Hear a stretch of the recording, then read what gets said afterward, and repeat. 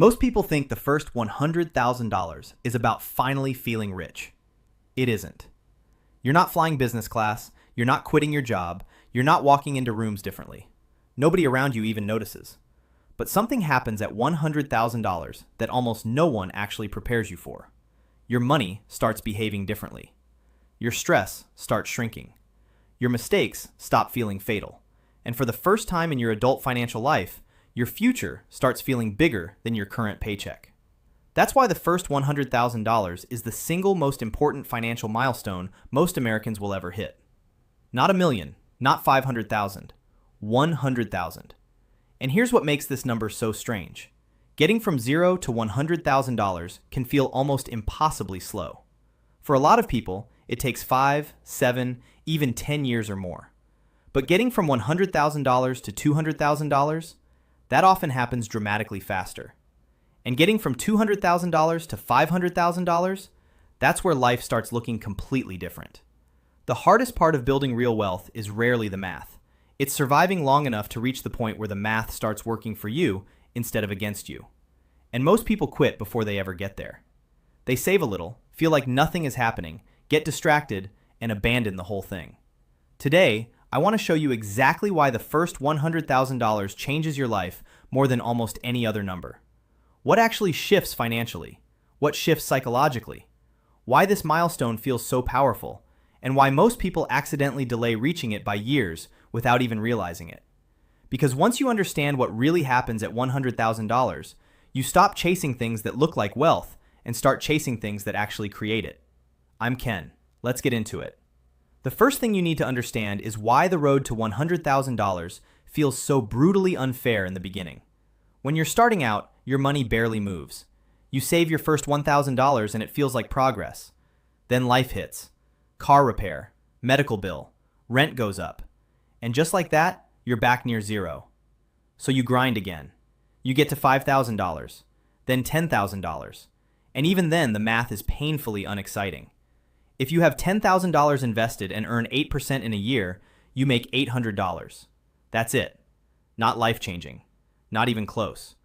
At $50,000 invested, that same 8% gives you $4,000. More noticeable, but still not moving the needle on your actual life. This is the stage where almost everyone gets frustrated, because it feels like you're doing everything right and getting almost nothing back. And the problem is, during this phase, your paycheck is doing all the heavy lifting. Your savings rate matters more than your returns. Your discipline matters more than your portfolio performance. The market isn't going to rescue you here. You have to rescue yourself first. And this is exactly where people fall apart. Not because they're lazy, not because they're bad with money, but because the results feel invisible. Nobody throws you a party for hitting $15,000 invested. Nobody notices that you didn't buy the new car. Nobody congratulates you for skipping the vacation. And meanwhile, social media is full of people your age who seem to be living in luxury apartments, driving new cars, and traveling every other weekend. And that comparison is deadly. Because a lot of what you're looking at is financed, leased, or completely staged. But you don't see that. You see the highlight and you feel the gap. And that feeling pushes people into the single worst financial mistake of this phase, which is trying to look successful before you become successful. They inflate their lifestyle the moment income goes up. They start spending on appearances, and they accidentally delay real wealth by years, sometimes a decade. Meanwhile, the people who are quietly building, the people nobody is watching, those are the ones who eventually win. Then something starts to shift. And the first time it happens, it almost doesn't feel real. Your portfolio starts doing visible work. Maybe it grows $4,000 in a year, then $6,000, then $8,000, and something clicks. Because up until this point, every dollar of progress came from your own effort, your hours, your sacrifice, your paycheck. But now, money you already saved is starting to create more money, without you working for it. And that feeling changes things psychologically in a way that's very hard to explain until you experience it. You stop feeling like wealth is some distant fantasy and start realizing this is actually working. And that matters more than people think, because hopeless people make desperate short-term decisions. Hopeful people stay patient. And patience is where wealth is actually built. Here's the math that makes $100,000 so significant. At $100,000 invested, an average 8% annual return generates roughly $8,000 in a given year. Some years more, some less. But think about what that means. Your portfolio is now producing the equivalent of several $100s a month in growth without you clocking in a single extra hour. For the first time, your assets are starting to carry some of the burden that your paycheck has been carrying alone. And that creates something that changes your entire financial life. Breathing room. And breathing room is more valuable than most people realize until they've lived without it. Think about what life looks like without it. When you're living paycheck to paycheck with almost nothing saved, every unexpected expense is a crisis. Car breaks down? Crisis. Surprise medical bill? Crisis. Hours get cut at work? Crisis. And when every problem is a crisis, you make decisions based on panic. You take whatever job you can get. You stay in bad situations because leaving feels impossible. You carry high-interest debt because there's no alternative. You accept bad terms because you have no leverage. But at $100,000, the rules change. Your car breaks down? Annoying, not devastating. You get an unexpected bill? Frustrating, manageable. You hate your job? Now you actually have options. And that word, options, is the real reward of the first $100,000. Not luxury, options. Imagine two people, same job, same salary, both miserable, ready for something better. Person 1 has $3,000 in savings. Person 2 has $100,000 invested. Both want to leave. Who actually can? Person 1 is trapped. They need every paycheck just to stay afloat. They might stay in that miserable job for years.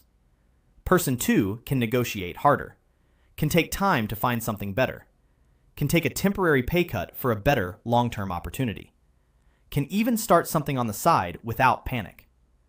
Those decisions compound over a lifetime. And that's why wealth builds more wealth.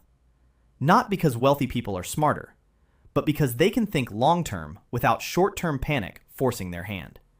And panic is expensive. Then your relationship with the market changes completely. When you have very little invested, every market dip feels personal. You watch your $8,000 drop to $6,500, and it's terrifying. People panic sell. They stop contributing. They abandon the whole plan. And that destroys future wealth. But when you have $100,000, you've already lived through some volatility. You've seen the dips. You've seen the recoveries. And you start thinking differently about downturns. The average person sees a market crash as danger.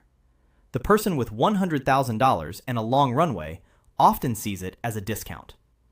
That shift alone can create an enormous difference in long-term outcomes. And then there's the psychological piece that nobody really talks about. Your confidence changes. Not fake confidence, real confidence. The kind that comes from knowing that if something goes wrong, you're not destroyed. You stop checking your bank account every morning, hoping the number didn't change. You stop feeling that low-level anxiety that hums in the background of every decision. You stop dreading your phone buzzing because it might be a bill you forgot about.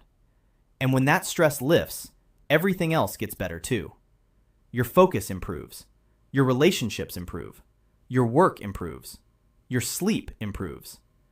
Financial stress quietly damages almost every area of life. And most people don't realize how much it was costing them until it's finally gone. Now here's where the math gets genuinely exciting. Because once you reach $100,000, compounding stops being a concept you read about and starts being something you can actually see. Let's say you're contributing $1,500 a month. That's $18,000 a year going in. At $100,000 invested, an 8% return could add another $8,000 in growth. Combine those two. That's $26,000 added to your portfolio in a single year. Compare that to the beginning, when you were grinding just to add $10,000 or $12,000 in a full year. The math is the same percentage, but the actual dollar amounts are completely different.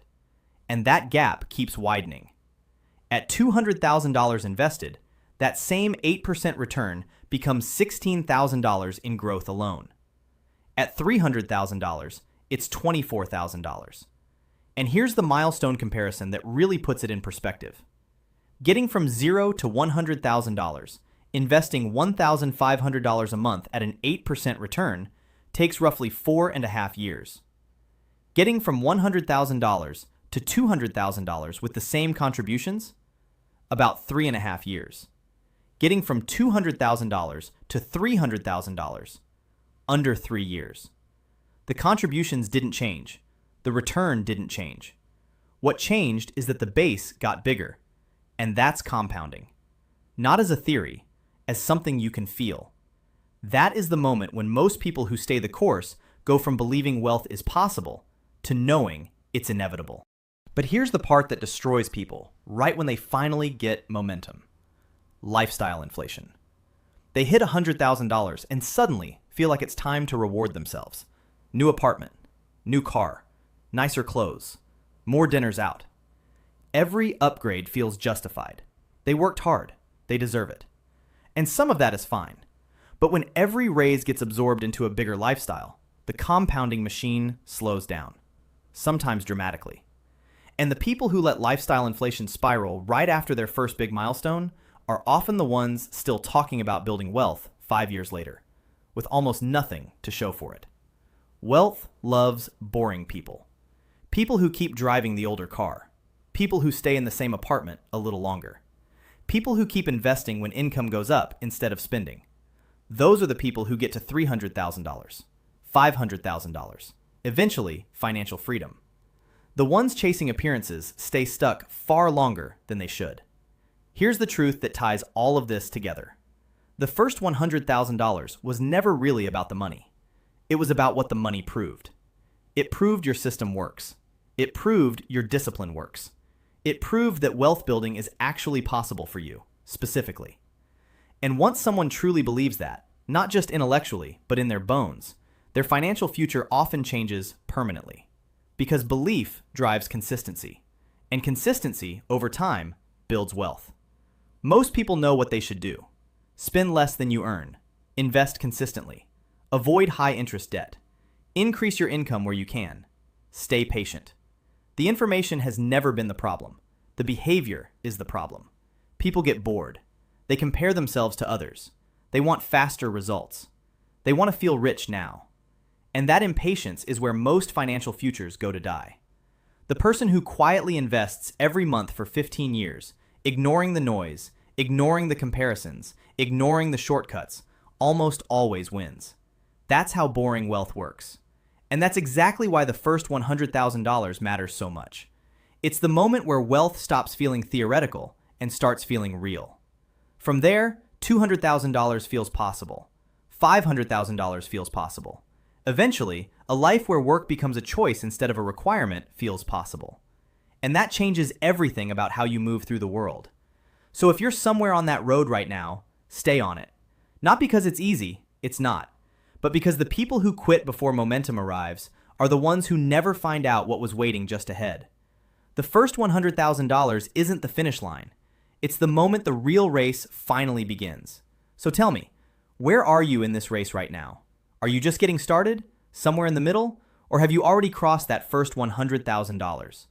Let me know in the comments. I read every single one. If you found this helpful, hit that like button and subscribe to Ken Invest for more content on building real wealth in America. Thanks for watching. I'm Ken, and I'll see you in the next one.